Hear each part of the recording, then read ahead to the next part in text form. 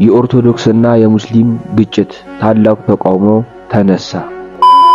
በሃይማኖታችን አንደራደርም እስከ ሞት ድረስ።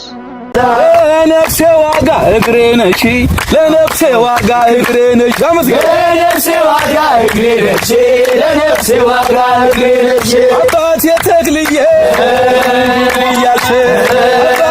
ሰላም ሰላም ውድ የዩቲዩብ ተመልካቾቼ፣ ዛሬም ደግሞ በዩቲዩብ ቪዲዮ ወደ እናንተ ተመልሼ መጥቻለሁ።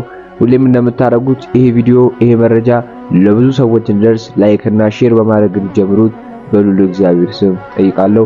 ሰብስክራይብ ያላደረጋችሁ ሰዎች ካላችሁ ሰብስክራይብ ያደርጋችሁ የደኑታን የጫናችሁ አበረታቱ።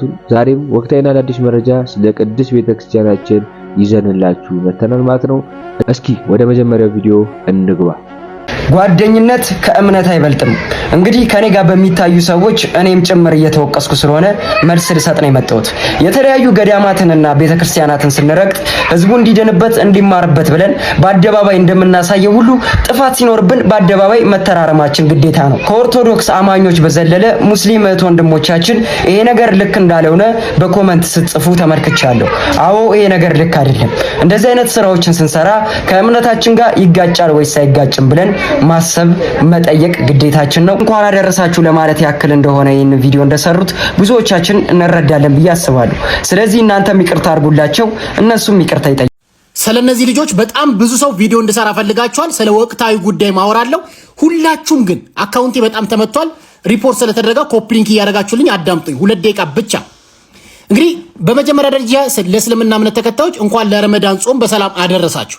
ግን እንደነዚህ አይነት ሰዎች ግን ተቀባይነት ሊኖራቸው በየትኛውም እምነትም ተቀባይነት ሊኖራቸው አይገባም። ለምን አትሉኝም? አንድ ሰው ሻሃዳ ሳይዝ በእስልምና አስተምሮ ሳያምን እንደዚህ ቢዘምር ምን ጥቅም አለው? ህይወት አለው? ይድናል? አይድንም። አንድ ሙስሊም ደግሞ በአምስቱ አዕማደ ምስጢራት ሳይማር የቤተክርስቲያን ሃይማኖት ቀኖና፣ ዶግማውን፣ ትውፊቱን በደንብ አድርጎ ስለ ቤተክርስቲያን አስተምሮ ሳያውቅ ነጠላ ለብሶ ስለ ኦርቶዶክስ ቢዘምር ምንም ጥቅም የለውም። የዘላለም ህይወት የለውም። አንድ ሰው ማመን አለበት፣ መጠመቅ አለበት። በፕሮቴስታንቱም እንደዚህ አንድ ሀገር የተለያየ ሃይማኖት ነው። የተለያየ ሃይማኖት ሲል በሃይማኖት ውስጥ ምን አለ? የተለያየ አስተምሮ አለ። ስለዚህ እኔ ኦርቶዶክስ ነኝ። በኦርቶዶክስ አስተምሮ የገባኝ በስነ ስርዓት ገብቶኝ ተረድቼው የምከተለው እምነት አለኝ ማለት ነው። ስለዚህ የእስልምናን አስተምሮ አልቀበለውም፣ ግን እስልምናን እንደ ሃይማኖት ግን አከብረዋለሁ። እንከባበር። ኦርቶዶክስን ሙስሊሙን ያክብር፣ ሙስሊሙም ኦርቶዶክስን ያክብር ነው ማለት። እርስ በርስ ፕሮቴስታንቱ ሁላችን ብንከባበር፣ ግን እውቀት ግን አርነት ያወጣዋል። ስለዚህ በእውቀት ብንደኛኝ በቃ ሰው አውቆ ተረድቶ ተምሮ እምነቱን ቢቀይር ጥሩ ነው። አብዛኞቻችን ራሳችን ላይ ትኩረት አድርገን እየሰራን ነው። ክርክር ላይ የምትሰሩ በእስልምናውም በፕሮቴስታንት በኦርቶዶክስም ያላችሁ እጅግ ትህትና መላበስ አለባችሁ። ይሄ ግደለው፣ ፍለጠው፣ ቁረጠው ምናምን ነገር እምነት ላይ አይሰራም። እውነቴን የምነግራችሁ እንደዚህ አይነት ፍለጠው ጉረደው የሚሰራ የትኛውም ቤተ እምነት ስለማይሰራ እጅግ ትህትናን በተላበሰ መልኩ ትምህርትን አስተምረን ሰው እውነቱን ተረድቶ ቢድን ጥሩ ብዬ አስባለሁ። ልክ እንደ ኦርቶዶክስ ተዋሕዶ ቤተክርስቲያን አስተምሮ። በተረፈ እነዚህ አይነት ልጆች ሶሻል ሚዲያ ላይ ላይክ እና ፎሎ ለመለቃቀም የሚሰሩት ስራ ነው። ብዙ ተከታይ ስላላችሁ ነው እንደዚህ የምታደርጉት። በእስልምናው አይፈቀድም፣ በኦርቶዶክስም በፕሮቴስታንትም አይፈቀድም። ቪዲዮን እንደተመለከታችሁት ነው የአባባ እንግዲህ እንደተናገረው እንደሰማችሁት ጓደኝነት ከሃይማኖት አይበልጥም ብሏል። ልክ ነው። ከሃይማኖት የሚበልጥ ምንም ነገር የለም። እንደነዚህ አይነት ቪዲዮዎች በመብዛታቸው እንደነዚህ አይነት ቪዲዮዎች በመበረከታቸው ምክንያት ነው የሃይማኖት ግጭቶች፣ የሃይማኖት ተቃውሞች እየተነሱ የሃይማኖት መናናቆች እየመጡ ያሉት። እስላምና ክርስቲያኑ እኮ የአንድ ሳንቲም ሁለት ገጽታዎች ናቸው ሲባል በመከባበርና በመተሳሰብ ነው እንጂ በእንደዚህ አይነት ነገር አይደለም። እነሱ የኛን ነጠላ ወይም ደግሞ እኛ ቤተክርስቲያን ወይም እኛ ቤት መጥተው እንደነዚህ አይነት ዝማሬዎችን የኛን መዝሙር ዘምሩ ብትላቸው ላይዘምሩ። እኛ ግን ቤታቸው ድረስ ሄደን ለኛ ያልተፈቀደ ነገር ነው እያረግን ያለነው። ሃይማኖታችንን በዛው ልክ እያሰደብናት ነው ያለነው። ቻማሪት የሆነች ቤተክርስቲያናችንን እያሰደብን ያለነው። እንግዲህ መስዋዕት የሚያደርጉትንም ነገር ሄዶ መብላት ራሱ ትልቅ ኃጢአት መሆኑን እንግዲህ እነዚህ ግለሰቦች ሳያውቁ እያስተላለፉ ይገኛሉ በሚዲያ ማለት ነው። ከእንደዚህ አይነት ድርጊት እንድትቆጠቡ በሉ እግዚአብሔር ስም ጠይቃለሁ። ይሄ ወንጀለኝነት ጭምር ነው። እቺ ቻማሪት የሆነችን ቅዱስ ቤተክርስቲያን ማሰደብ ነው ማለት ነው። እስቲ ወደ ቀጣይ ቪዲዮ እንለፍ። ኦርቶዶክሲያን እንግዲህ እፎይ ላይ የሞት አዋጅ ከታወጀበት ዛሬ 4ኛ ቀኑ ነው ማለት ነው። ብዙ ሐሳቦች እየተንሸራሸሩ ብዙ ነገሮች እየተወሩ ይገኛሉ። እስቲ ተመልክተን እንመለስ። ለእፎይ ድምጻቸውን የተዋዱ ልጆች አሁንም እያሰሙ ነው። ቪዲዮን ተመልክተን እንመለስ። አጠቃላይ ሙስሊም ካሁን በኋላ የመልስ መስጠት መቻል አለበት። መግደል አለበት። መግደል አለብህ፣ መገደል አለባቸው። ካልሆንም መሳት መቻል አለብህ። አንገቱን መቁረጥ ጠርግንለት፣ አንገቱን ፈሪ ናቸው፣ ፍጠራም ናቸው። ወላሂ ሲሞ ወላሂ ጠርግንለት፣ አንገቱን ልትነሳ ይገባል። ቤተክርስቲያኑ ታቦቱ ልታጋይለት ይገባል። እኛ 20-30 ጊዜ ስንገደል ስንኖር ለበጎ ነው፣ ምንም አይደለም ያለ ነበር ነው ይላል። አንድ ጊዜ ጋር እነሱ ቢነኩ አገር ይያዝ ማለት ተገቢ አይደለም። አክብሩን፣ እናከብራችኋለን። አይ እናንተ ለቁ ችግር የለም፣ እኛ ደግሞ እንኖር። አይቻልም፣ ማርያምን አይቻልም። እፎይን እነካለን ስንል ሚሊዮን እፎዮችን መንካት እንደሚመጣ እንድታስቡበት ነው። መነጋገር ካስፈለገ በግልጥ ሜዳ ላይ ትምህርቶችን መማማር ይቻላል። ስድብ የሌለበት፣ ነቀፋ የሌለበት፣ ተንኮል የሌለበት፣ ጥላቻ የሌለበት መወያየት ይቻላል። ከዛ ውጪ ግን ይሄን ስላልክ ይሄን እናደርጋለን ማለት አግባብነት የለውም። በቅንነት እንድትረዱ ፈልጋል። እፎይ መገደል አለበት እያላችሁ ቪዲዮ እየሰራችሁ ያላችሁ እየዛታችሁ ያላችሁ የእስልምና እምነት ተከታዮች ቀጣይ ማሳያችሁ ግለሰብ ምን መሆን እንዳለበት እንድትነግሩ ይፈልጋሉ። አንዴ ያዳምጡት። ኢየሱስ ክርስቶስ እብድ እንደነበረ መጽሐፍ ቅዱስ በዮሐንስ ወንጌል ምዕራፍ 11 ላይ በግልጽ ቋንቋ ይናገራል ማለት ነው። እንዲህ በማለት በአእምሮም ታወከ ተብሎ ለኢየሱስ ክርስቶስ ተነግሯል። በአእምሮ መታወክ ማለት አበደ ወይም እብድ ነው ማለት ነው። ስለዚህ ኢየሱስ ክርስቶስ እብድ ነበር ማለት ነው። እሺ ይበቃል። እንግዲህ እንደሰማችሁት ነው።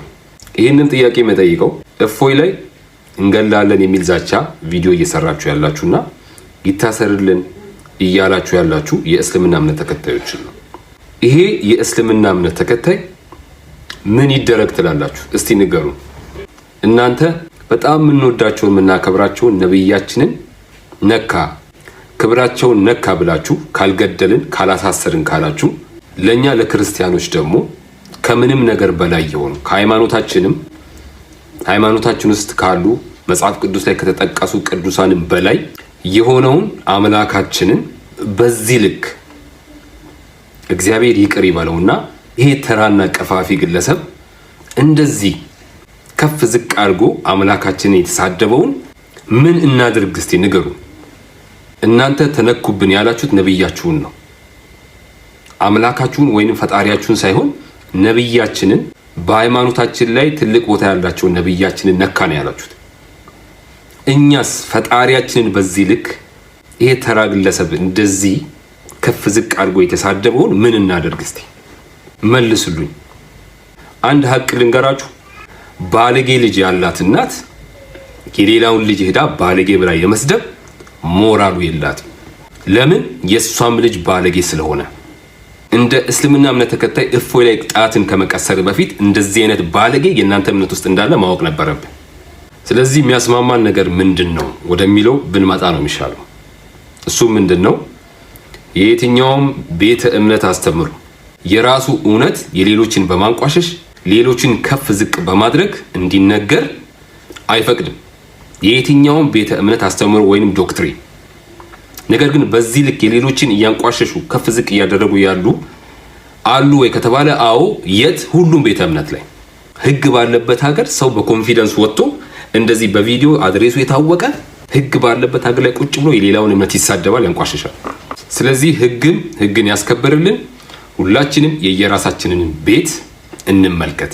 አመሰግናለሁ። እምነትህ እንዲከበር ከፈለክ የሰውን እምነት መጀመሪያ አክብር። እናንተ ነብያችን ተነኩብን ስትሉ እኛ ደግሞ የምንወደው እስከ ሞት ድረስ ህይወትን የሰጠልንን አምላካችንን እንዲሁ ባፉ ሲጸዳዳ ማየት ትችላላችሁ። ክርስቶስን እብደትና ውሸት የጳውሎስን ቅዠት ለማስቀጠል እየተሯሯጡ ይገኛሉ ማለት ነው። ኢየሱስ ክርስቶስ እብድ እንደነበረ መጽሐፍ ቅዱስ በዮሐንስ ወንጌል ምዕራፍ 11 ላይ በግልጽ ቋንቋ ይናገራል ማለት ነው። እንዲህ በማለት በአእምሮም ታወከ ተብሎ ለኢየሱስ ክርስቶስ ተነግሯል። በአእምሮ መታወክ ማለት አበደ ወይም እብድ ነው ማለት ነው። ስለዚህ ኢየሱስ ክርስቶስ እብድ ነበር ማለት ነው። በመቀጠል እብደቱን ደግሞ በተግባር በሀገራችን ላይ አንዱ ነዋሪ አንዱ አኗኗሪ ሊሆን አይገባም። ምክንያቱም ሁላችንም እኩል መብት እንዳለን እወቁ። ስለዚህ ነብያችን ተነኩብን ካላችሁ የኛንም አምላክ አክብሩ። እንደዚህ አይነቱ ሰው ብዙዎች አምላካችንን ሲሳደቡ ብዙ ነገር ሲሉ ማስረጃዎች አሉን። ስለዚህ እናንተም አርፋችሁ ተቀመጡ። የግለሰብ ግን በነፃነት አይኖራትም። ህግ ባለበት ሀገር እንደው እየተሸማቀቀ ይኖራታል እንጂ አንፋታው። እነሱም እያሸማቀቁት አይኖሯትም። በማር ልውስ የሆነ ንግግር ትክክል አይደለም።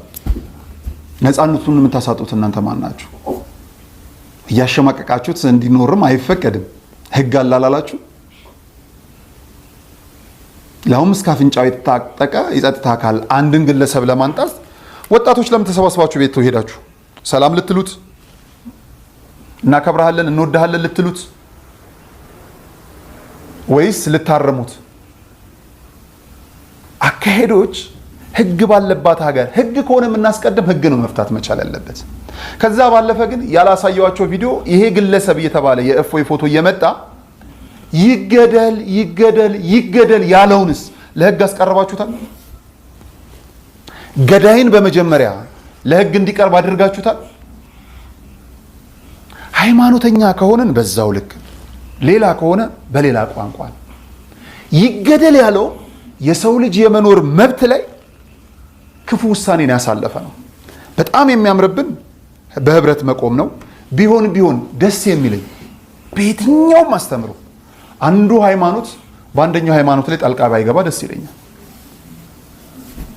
ባይገባ አስተምሮ አሳምኖ አጥምቆ የሚያመጡ መምህራኖች የሚያቆዩ መምህራኖች አሉ። ከዛ ባለፈ ግን እንዲኬድ አንፈልግም። እፎይን የማስፈራራትና እፎይን የማሳሰር ወይ የመግደል ብቻ አይደለም።